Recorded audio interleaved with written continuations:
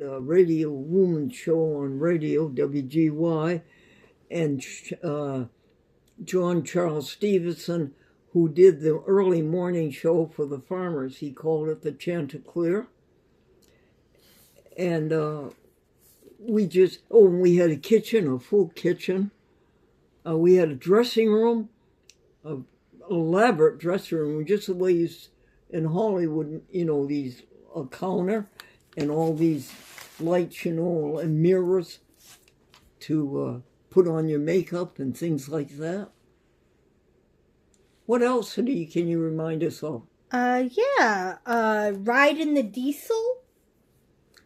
Oh, and going back and forth from Schenectady, I would go Friday night after the show, and I would get was it the Ohio State Limited, or was it the New England States? New York Central, remember what a crackerjack train organization that used to be. And these trains, the New England States, started in Boston and went to Chicago. The Ohio State Limited, which is the one I got on, went to Cleveland. And I would get on in Schenectady, and we got to know every conductor. And we became close friends with every conductor. And they introduced us to the engineer, the man who drove the train, this great, great big electric diesel. And and cars and cars and cars. And even then people had to stand. And we got to know him so well. And Franklin, my husband, was a reporter on the Buffalo Evening News, as I told you, and a great feature story writer.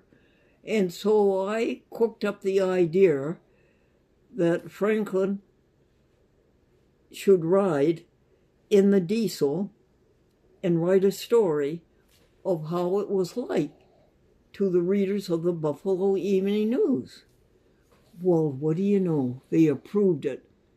And not only did Franklin ride in the cab of this great, huge train, but I was allowed to do it. And it was amazing to see him operate that huge train. Start it and stop it and go up to those speeds. I think they were 95 to 100 miles an hour across western New York. As I say, it was Schenectady, Utica, Syracuse, Rochester, and Buffalo. How long did it take? Oh, I'd get the train about 6 o'clock, and I'd get to Buffalo about 11 o'clock, and there would be Franklin at the railroad station, the Buffalo Railroad Station. Everything was being downsized because the New York Central was mismanaged.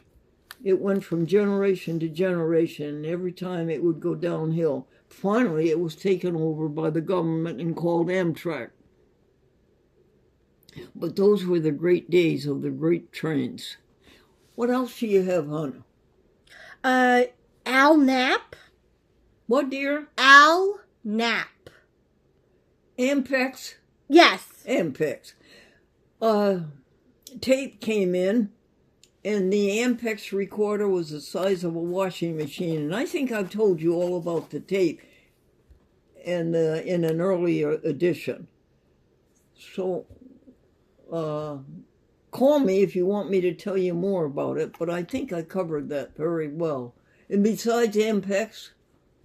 Al Zink. Al Zink moved out of programming and went into the news. Now, this was a phenomenon. Television was changing. Television was the center of people's lives, really. People stopped going to clubs, they stopped going to church, they stopped this and everything to watch television at home. And then this news thing came on. People like to hear news. And so the little WRGB news program, which was 15 minutes, began to expand and take more time and more time and more time and more time, and a bigger and bigger budget and bigger attention from management, and selling more and more commercials. And they had vans. They had Chevrolet vans. And they had WRGB in bright red, blue colors painted all over the van. They had two of them. And you could go to the keyboard at the back door at the hardest entrance of WRGB. And you could take a set of keys off the wall to one of these vans. And you could put your name down and say where you were going and how long you were going to be. And I would take those vans and I would drive to the schools and I would put on shows for the children. You can't imagine the electric effect. General Electric. You can't imagine the electric effect of having their space captain in live on their TV stage. It was like Bob Hope going to the troops. No matter what Bob Hope said, the soldiers applauded. No matter what he said, they laughed. And that was the way it was there. And I would do tricks for them. And I would tell them a story about bingo. And I would tell them jokes. It would be about a half-an-hour show in the assembly hall. Those darling, darling children. Another prompt? Jack Finch. Jack Finch was a director. He directed the Glendora and Satellite 6 for a long time. Hal Green directed it for a long time. Grant Van Patten, I think, even directed it. And then Lenny Sonarchy. Charlie King. Charlie King was in charge of the engineers, of the cameramen and the floor crew and the prop man. There was a time when they weren't unionized, and they became unionized under the National Association of Broadcast Engineers and Technicians. Charlie King was a really fine person. You would have liked him. He would sit down and talk to you and share with you. He was a very nice person. Next, honey? Will Rogers. Oh, I was a fan of Will Rogers. I was sorry the way he died with Wiley Post up in Alaska. They were trying to find a postal route for the mail, and they did a Rube Goldberg on their plane, and it ruined the engine, and the plane plunged to the ground, and both of them to their deaths. But I was a fan of Will Rogers. And a lot of the program had a Will Rogers touch to it, a lot of the humor. Next, honey? Red Cross. What, dear? Red Cross. I don't get it. The Red Cross. The organization, the Red Cross. Oh, I kept reading the Red Cross book because I wanted to save somebody if there was an emergency. I wanted to be there to save them, but I couldn't understand it, and I gave up on it finally. I never did learn to be a rescuer. Search for God. Search for God. I couldn't find God. I would go alone and try to find God. I would write about it, I would think about it, and I never made it all the time I was at WRGB. Now I have it, and now I know what I should have done, and how I wished I had done it, and how it would have benefited the children. Next, honey? Television prominence. Oh, we went over that, how prominent television was, yes. All right. Mae Dunn. Mae Dunn was a receptionist. Another one of these sweet personalities. Every 10 or 12 people, you meet somebody who's sweet and dear and kind and lovable and helpful. And she was one of those. Her husband, of course, worked for General Electric. Practically everybody worked for General Electric. She invited my mother and myself to her home.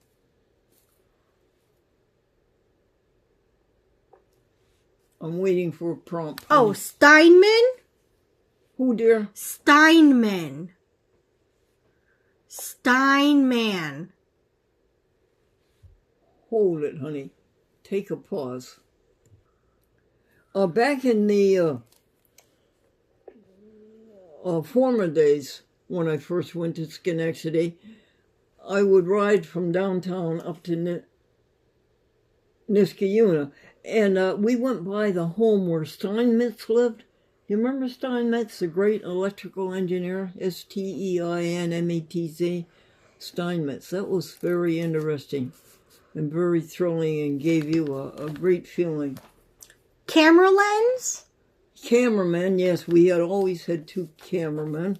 There was Ray Hilton, and there was Freddie Saburo and Petey Peterson, and my prop boy became a cameraman, Ronnie Pendleton. Film editor. There was a film editor, and as I told you, I had to take out any reference to any ethnic downgrade, and I would go to the film editor and I'd show him where the incident started and where it stopped, and he would cut out the film and throw it away. And then the show was ready to go on to TV, because as I told you, everybody would love to sue General Electric. Searching for God. Yep, we covered that. TV is gone. What, dear? TV is gone. TV what? Is gone. Oh, is what? Is gone. Gone. Oh, I don't think I want to get into that yet, dear. Okay. What else, hon? That's it. Well, good. Let's take a pause. RGV had an elaborate reception room and a great switchboard and a lovely receptionist named May Dunn. I mentioned her before. But you know something? Nowadays, they don't even have a receptionist. And Channel 10 doesn't have a receptionist. And I don't think Channel 13 have a receptionist. They have recorders. That's how things have gone downhill for television. Freddie Freihofer. Freddie Freihofer show. We're in the little studio, and that was very good. That had a long history. It was sponsored by Freihofer Baking, and the show, the child would go up to the great big art pad and make a squiggle, any kind of a line, and the show host would make a picture out of the squiggle, and then give the children a box of cookies, Freihofer cookies. Ballton. What, dear? Balltown. It was on Balltown Road. Go ahead. Vegetarian. I was vegetarian. That's when I became vegetarian in 1962. Director's office. The directors had their own office. The 4 directors were in there that I told you about. 2 accountants. There were 2 accountants, and they had their own office. And yes, and then there was WGY. Yes. Yes, WGY radio. Remember in the glory days of radio, WGY at night, you could hear it as far away as Chicago. It was one of the prominent radio stations. And who's... Oh, sorry. Oh, go ahead, honey. It was on the 2nd floor. Mm-hmm. Who started TV? There was always a controversy about who started TV. Philco claimed it. Westinghouse claimed it. Dumont claimed it. And General Electric claimed it. Now, General Electric had TV going as early as 1928. And then during the 30s, they did programs in the afternoon. And since there was no film in the 1930s and no cartoons and anything like that, and no TV shows on film, they had to do all their own TV live. And they used to telecast every Tuesday and every Thursday. And a General Electric executive called the TV station and said, I have my bridge club on Wednesday. Could you telecast on Wednesday instead of Tuesday? Now, isn't that absurd? Well, they did. They did it. And you know, the television sets in those days had the big magnifying glass in front of them. That's how tiny the picture was. Those are some of the early things of WRGB. And then in 1938, I told you, General Electric at the World's Fair, people saw television radio with pictures for the first time. And that was the Felix the Cat, because he made a good signal because he was black and white. Okay, hon. What do we talk about now, hon? Page. Oh, we had a page, just the way NBC did down in Rockefeller Center. The page would get us office supplies, and a page would bring us in our mail, and would sort the mail. Spot sales. What was that? Spot sales. I don't get it. All right. Proctor's Theater. Proctor's Theater had a great influence. They had live Broadway shows that had done their duty and were out on the road. And it had quite a lot of prestige to it for the General Electric executives. Governor Harriman. Governor Harriman. There were many governors while we were there. Governor Cuomo, Governor Harriman, Governor Rockefeller. And anyway, Governor Harriman was invited to be on the morning show and at WRGB. And so Governor Harriman was driven up to the luxurious front doors of the TV station and with a chauffeur and in his own private car, which was quite elaborate. And then Governor Harriman gets out, and then another car drives up, and it's Governor Harriman's dog. He had his own chauffeur. Okay, what else we have? Jimmy Carter. Jimmy Carter was at General Electric, Schenectady, for a long time, before he was president. Do you know why, folks? The nuclear submarine. The nuclear submarine was being developed, and it was all very secret. That's where the Nautilus, all the information for the Nautilus came. And test pilot. And Jimmy Talbot's daddy was a test pilot for General Electric. Worked so hard. Oh, did I ever work hard? Oh, my poor mother worked hard. In fact, I shouldn't have done that. I should have asked General Electric for an assistant or for a couple of assistants instead of trying to do the whole thing myself. But I believed long ago that if you want something done, you do it yourself. And that was my philosophy. And what was bad about that? It took attention away from the children. Now that I look back on it, I could have done that show so much better, as I've said to you. I could have done it so much better and given the world so much more. Dressing room. Hold it, please. Mm-hmm. You know how, folks, the SS Glendora was sponsored by Milton Bradley the whole show? That's one kind of sponsorship. But another kind is spot sales. Manufacturers who want to buy only a minute of advertising. Let me give you an example.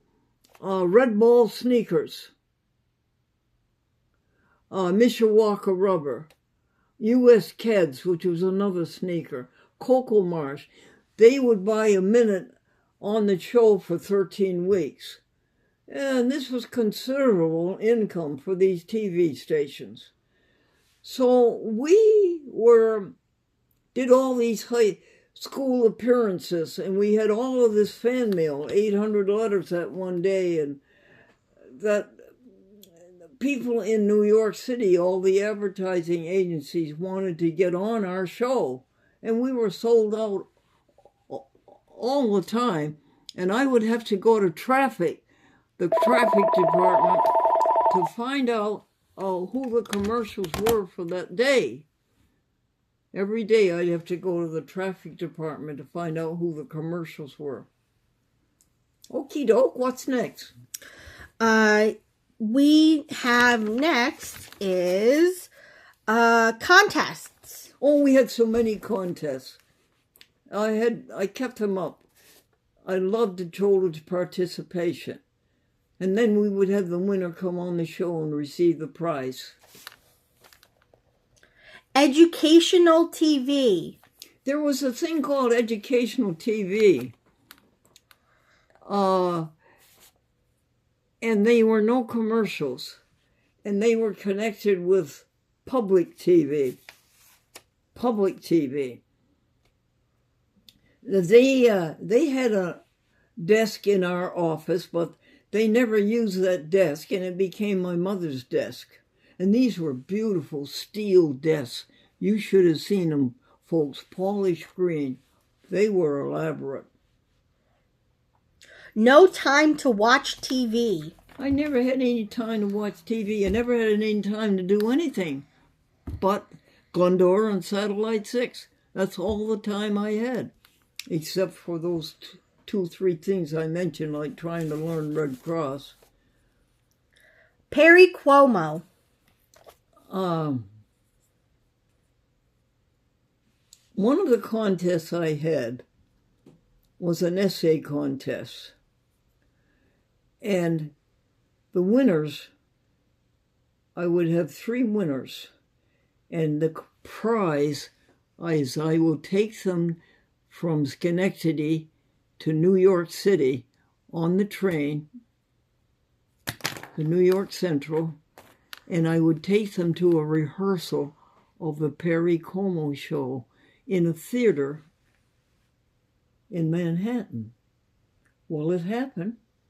We had the 3 winners. I took them down on the train, and lo, out of the studio comes Perry Como with 2 men. And they got to see Perry Como, and they got to see the rehearsal.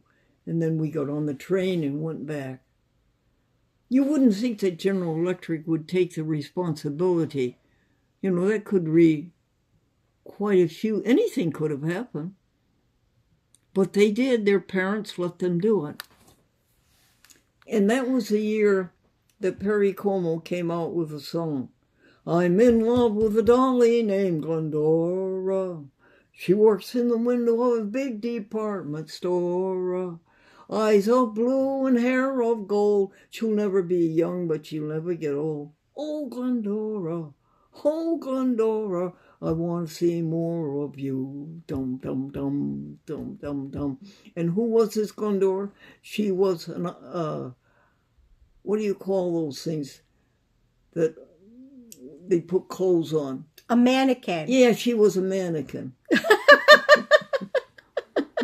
And you know something, folks? I always thought that that was written by somebody who either lived in the New York State Capitol District, where WRGV went, or somebody passed through on a train or something. They heard the name Glendora. Oh, that's what we'll call this song. And so I said to Perry Como, Mr. Como, I'm Glendora. And that's it. Well, I don't like vacations, because I have more fun working than I do on a vacation. But for Franklin's sake, I took a vacation. I went to Maine, and on our way back to Schenectady, we stayed overnight in the Concord Inn, Concord, Massachusetts. Paul Revere, the midnight ride of Paul Revere. And then I went back to WRGV, ready to do the show, and I was called in by Al Zink and told that I wasn't going to do another show. I don't know why they did that. Folks, I don't know why they did that. They had no probable cause. Why did they do that? I never knew.